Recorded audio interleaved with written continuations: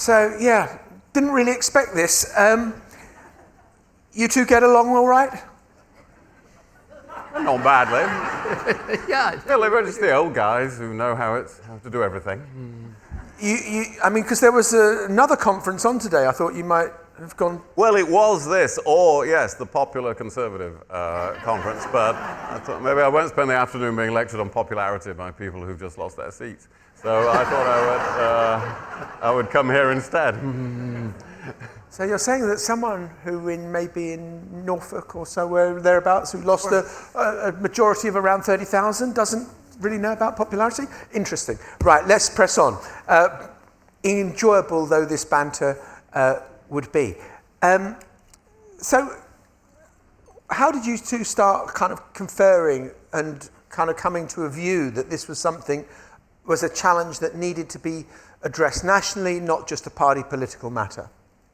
I think I actually reached out to William after he wrote an article in the Times about the importance of the technology revolution and how we accessed it. And I thought, yeah, that makes a lot of sense. And then because I think it's really important that this is as cross-party as possible, it's not really a matter of ideology, frankly, it's a matter of understanding the world, then it seemed like a good thing to do, and I've hugely enjoyed the collaboration.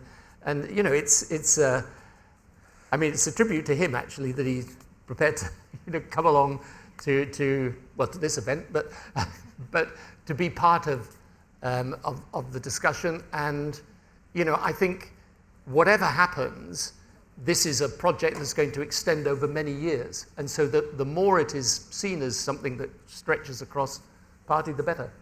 I think for me, we used to argue about so many things. Hundreds of times we argued on the floor of the House of Commons. Yeah, and you got the better of me. It was, more than I some of the time.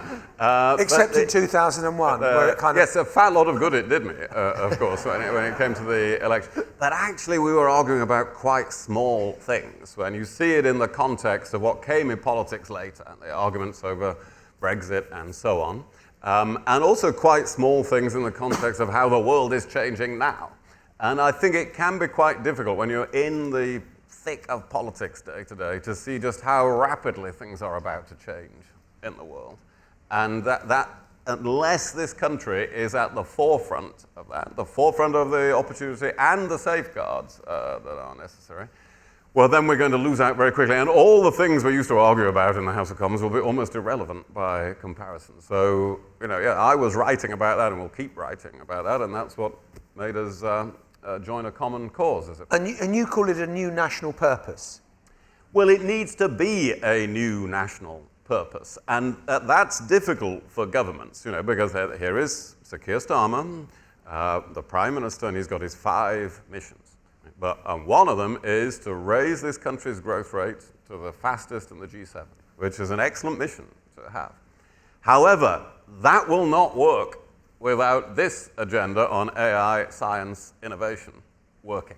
Because unless you have one of the next 10 big companies in the world that are like NVIDIA or Novo Nordisk or in Britain, or the whole ecosystem supporting them in Britain, you cannot become any longer the fastest growing economy in the G7. So that means you have to really elevate it in government and society to a national purpose.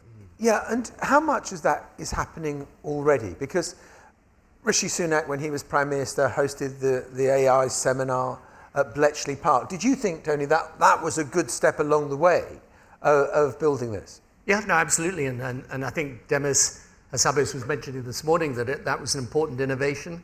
I mean, some of the people that, like Matt Clifford, who was presenting this morning, were working with the previous government. I mean, the more continuity you can get in policy, the better. But we have to build on this fast.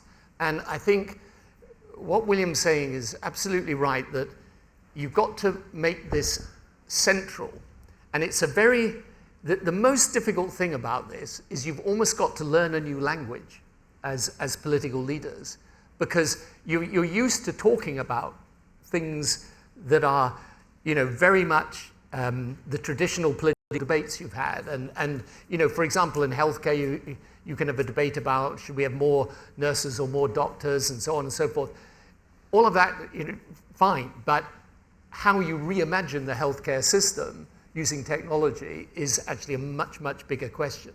And the thing, William and I were just discussing this before we came on stage, the thing about government is that it's really hard to get anything done. I mean, I remember the biggest shock for me was coming into power, sitting around the cabinet table, thinking I had this huge majority, and thinking, well, since I'm the Prime Minister, if I say something should happen, something's going to happen. Nothing happened.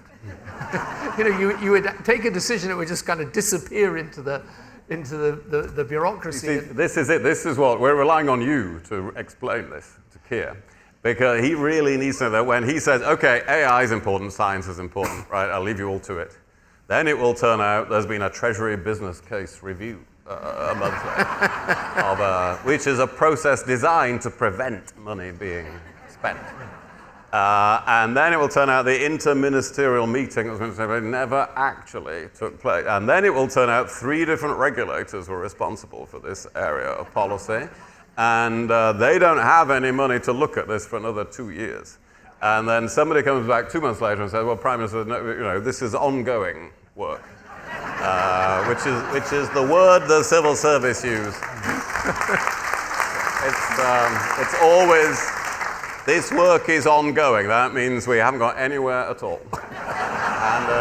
And so unless he gets up in the morning and says, I want to know what's happening with the AI Safety Institute, I want to know what's happening in the Department of Science and Innovation, and if I need to give them more power and more budget, I will do. And I want to, have you given that extra money to ARIA and so on? Unless he gets up in the morning and says that, it won't happen. I think he should be talking to Keir. We'll go and see him together. Right. That will really It would be the most interesting political appointment so far if you became Keir Starmer's key advisor on this. I've got to say, this is taking an unexpected turn. No, I mean, it's look, one of the things you learn in government is that when the system says to you yes, that yes can mean yes. It can mean maybe, and actually it can sometimes mean no. But you've got to tell which it is. And it's really, the thing is, you do have to drive it from the centre, that's absolutely right. I think the other thing that is going to be very difficult, and we're fortunate this, because from my conversations with Keir, actually, he does get this. I think Rachel absolutely does get it, and it's going to be vital, as William was saying, that the Treasury's on board. Pete Kyle as the Technology Minister, great appointment. I mean, he's absolutely on it and understands it and is excited by it. But the other thing that will be really difficult is bringing the skill set into government. I mean, when I was talking to the guy who was, until a few months ago, running the Singapore government technology service, and he was telling me that he brought 1,600 engineers into the centre of government, 1,600 engineers. This is in Singapore, it's a city-state of 6 million people. You just realize, I mean, you're going to need, because the problem with this stuff is it's hard to understand. And the people who really know about it are limited in number, frankly. Now, we're lucky that we've got some great people here, and some of them you heard from today, but you're going to need numbers, and you're going to need to as William said, you're going to have this literally driven through the spine of government, and that is going to be a difficult thing when systems will tend to say yes, and they might have a stab at bits of it, and they might even try and, they'll try and assuage the pressure, and maybe even there will be people who want to do the stuff. But actually getting it done will require a massive effort. It's really interesting, Tony, because I remember, kind of speaking to one of your senior ministers a while back about what it was like in the first weeks, months of government. There'd been 18 years of Conservative rule. And he made the argument that actually the problem was not that it was Yes Minister where they just block everything. It was that they were too willing to show what they could do and were kind of sometimes giving house room to bad ideas. You want to see me juggle with 3 balls? I can do it with 6. And everything comes tumbling down. I just wonder whether there is, whether Keir Starmer might find an over-willing civil service, actually, to show, look, we're independent, we're impartial, we'll do whatever you want. Well, I mean, they will be willing. And look, the civil service has some great qualities. And if you're in a crisis, by the way, it's a really good machine at pulling things together. It's really understanding how look, take the healthcare system, right? We're all agreed we should turn from cure to prevention. But you've then got to organize the diagnosis. You've got to have the electronic health record introduced. You've got to accumulate all the data and use it properly. These are all decisions, and the decisions about partnerships, the decisions about, how you manage to do it. You may have to build a completely different infrastructure within the healthcare system to do these things. It's a big, big undertaking.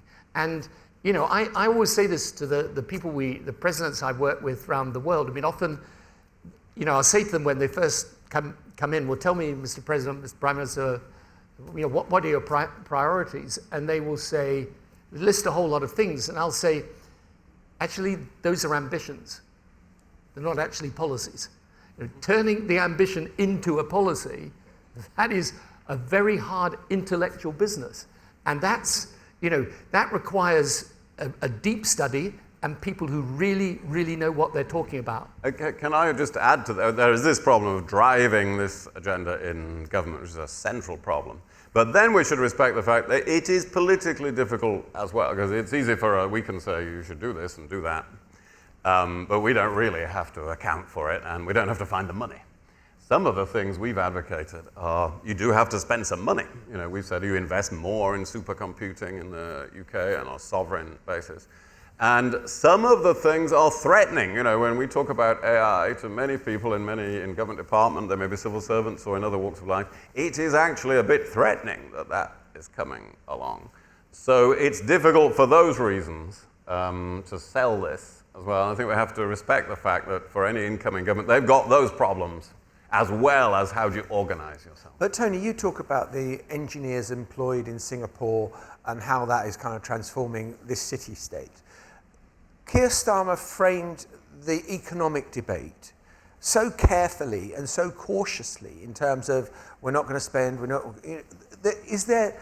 won't he just balk at the investment that might be needed to bring in the sort of people who can do this stuff in the short term?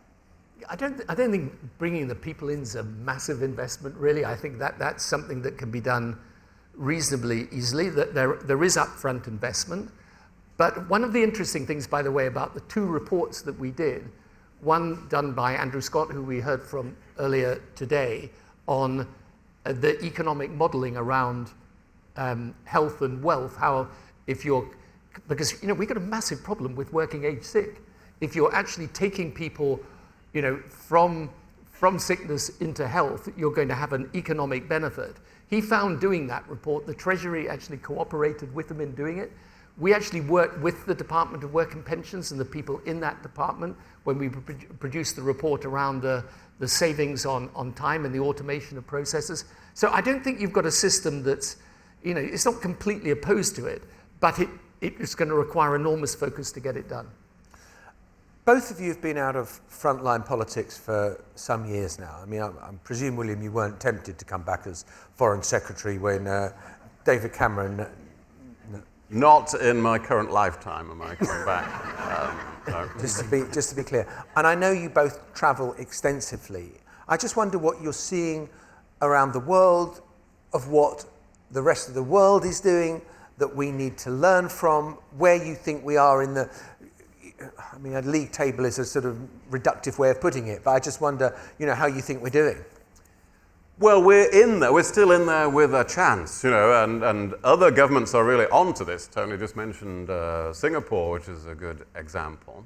But if you look, for instance, at the market capitalization of life sciences companies in the world, it comes to about $6 trillion. Well, $3.5 trillion of that is in the United States. And we are like 300 million. So we're in there. But Denmark's in there, Switzerland is in there. So we are going to have to be quick, and we have to have the ability for UK startups and growth companies to scale up. It's really important that the Labour government follows up, as it clearly intends to, the Mansion House reforms of Jeremy Hunt, and to make it easier to invest in British companies. So we still have a chance, but this is going to be the decisive few years. So that's why even if you're a Conservative, you need this Labour government to succeed for the sake of the country. It's going to be too late to work it all out again in 5 years or 10 years' time. We're still in with a chance, but time is short. And I think, one of there are two things that happen when you leave office and you spend a lot of time outside of the front line of politics. One is that you realize it's much easier to give the advice than to do the job. But the second thing is the world is changing so fast. It's one of the biggest risks for Britain is introspection. Is just not to understand the way the world is developing, and you're going to have, that presentation we got this morning from the Indian minister who's in charge of introducing a digital identity into India. And you're just talking to someone like Rajiv, and you're seeing the energy there is there in that country. You think of India today and think of India 10 years ago, it's a massive change. It's just, I think the one thing, we've got some of our colleagues here from Estonia, which is probably now maybe one of the best, if not the best country in Europe in terms of government and technology. The world's changing so fast. And that's the thing that I've learned. And the reason we came to this view that harnessing the technology revolution is the most important thing was literally based on talking to people, going out in the world, and that's what they're saying. And the fascinating thing is that even though you get a lot of people in politics who will still look at you quizzically, I don't think there are many people in business that look at you, quizzically about this. I think most people understand this is where the action's at, and Britain does have real advantages still. William, you mentioned the speech of the then Chancellor Jeremy Hunt at Mansion House, and talking about how Britain needed to be building an NVIDIA or a Meta or an OpenAI or whatever it happens to be. If you look at the record of the past 10 years, we've hardly built. We had Octopus Energy here. It's one of the few companies that's £1 billion company plus that has come onto the scene. We don't seem to have that success in building big companies in this country anymore. Well, this is the scale of the challenge. Another way of looking at this is the GDP of Denmark. Last year, Denmark grew faster than most Western European countries. The whole increase was accounted for by one company, Novo Nordisk. If that one company hadn't been in Denmark, its economy would have shrunk instead of being relatively quickly growing. And if it hadn't had that one team that invented a weight loss drug, that company wouldn't have grown. So this is the important, I agree with what you said, this is important. You have to have the team that is going to succeed. And even support a team when you don't know what they're going to achieve. How difficult is that for the Treasury and the National Audit Office? It is going to need a change of mindset in government for us to succeed in this. But we have DeepMind, and that is, even though it's owned by Google, a lot of the research and development is being done here. And they have actually spun off a lot of interesting companies as a result of that. So we are in the game, but I think the other good thing, William, is that we actually can identify the things we need to do. Yes. In other words, I don't think this is not, oh my God, what do we do with this problem? I think you can identify very clearly around research and development and the university sector, around the depth of the capital market and how we improve that. And we and others have made suggestions as to how that's done, about this whole idea of the skill set and so on, and creating the right ecosystem. It's not impossible for us. And with the right focus, it can be done. How confident are you that Keir will deliver this? You've spoken to him, but equally the weight of what comes at you when you walk into that door. The most senior civil servant is telling you, these are all the things you need to know. This is the MI5 briefing. This is the MI6 briefing. And you've got suddenly the weight of the world on your shoulders. Yeah, the thing is to just create the space for that strategic thinking. And that's one of the things that you learn, because it's a very, the problem is you don't know exactly what crises, scandals, and events are going to happen, but you know you're going to get a lot of them because it just happens, and it's literally the most difficult thing when you're in government is exactly what you were talking about with Wes Streeting earlier. It's how do you keep your mind focused on the strategic whilst you're dealing with all the issues. But that's what you've got to do. And you can create both time and mechanisms by which you do that. And it's really important. It's one of the conversations I have with any leader I work with is, I say to them, the person who runs your schedule is one of the most important people in your whole system, because if you don't have the space and the time to think and then come to the right decision, then it's going to be very difficult. Tony, I heard you on the radio this morning talking about Keir Starmer and the Labour Party and the government. I wonder whether, with William here, we could just have a little word in our remaining 4 minutes. Future of the Conservative Party? How's it looking? It looks difficult, and I'm the only person alive now who's led the Conservative Party for a period after it's just been ejected from government. And it was very difficult because I was up against him. However, this will be even more difficult because I didn't have Reform sitting behind me or lost so many seats to Liberal Democrats. Or such a debate about what is conservatism. And all of those things are going to be immense problems for whoever leads the Conservative Party. But my advice is, think, where is the world going to be in the future? It's partly what we were just discussing. Where is the world in 4 or 5 years from now? Because everything we're talking about will have been taking place in one form or another. Climate change will have moved on another 4 or 5 years.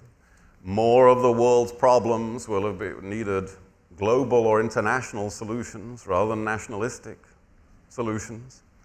And complex solutions. Are you really going to go off in a populist and more simplistic direction when faced with the world going in that direction? I think not. I think that would be the wrong thing to do. So maximum distance from Farage? Yeah, absolutely. And they should not. I wrote my whole column this morning about Nigel Farage, who will sit close to the Conservatives to get inside their minds and drive them crazy and say, just come and have a beer, because if you added my vote to yours, you would have won all these seats. And I explained that they don't add together, actually. For the Conservatives to succeed, you have to win back a lot of those people who voted Labour or Liberal Democrat or didn't vote. And if you look at the revealing some of the research from this weekend by More in Common after the election, they were the most accurate of the pollsters in the end. And we partnered with them on the Newsagents podcast. I just thought I'd mention. Oh, very well. Obviously, very good. They choose their partners carefully. And when they asked people who switched from voting Conservative to Reform, why did you do it? Only 13% of those people said, well, the Conservatives have become too left-wing. 73% said they thought the Conservatives were not competent. And so putting right the ability to produce economic growth, to tackle the sorts of things we've just been describing, with integrity in government, and not thinking you have to be more left-wing, more right-wing, this is going to be absolutely central to any Conservative recovery. William, when you were leader, you introduced the idea that the membership should be the ultimate arbiters. Yes, I have made mistakes, yes. It gave you Ian Duncan Smith, Liz Truss. Yeah, well, he gave us David Cameron as well. So we changed at that time. All the other parties had already changed into some type of, Tony was elected by the membership, not the members of Parliament, not primarily the members of Parliament in his party. And we even limited it a bit and said you can only choose from 2. So we thought we'd struck the right balance then. But of course, things have changed since then. Political parties have become much smaller in their base membership. The Conservative Party certainly has. So that it becomes very, very unrepresentative even of the voters of that party. So I would give that back to the members of Parliament. But I doubt that's possible in this, in the next few months, because different people will have a vested interest in. So the best thing is to give those members sight of future leadership contenders, to let them see them at the party conference, to let them see them perform. There is no immediate rush to choose the next leader of the Conservative Party. It's better to get it right than to end up going around in circles for several years. And quick final one, how long does renewal take? Well, in my experience, it takes a very long time. And, the Labour Party took 9 years going through various forms before it got to Keir Starmer. How long did the Liberal Democrats take through 3 general elections after their heavy defeat in 2015 before they started to win seats again? This usually takes longer than you think it is going to take.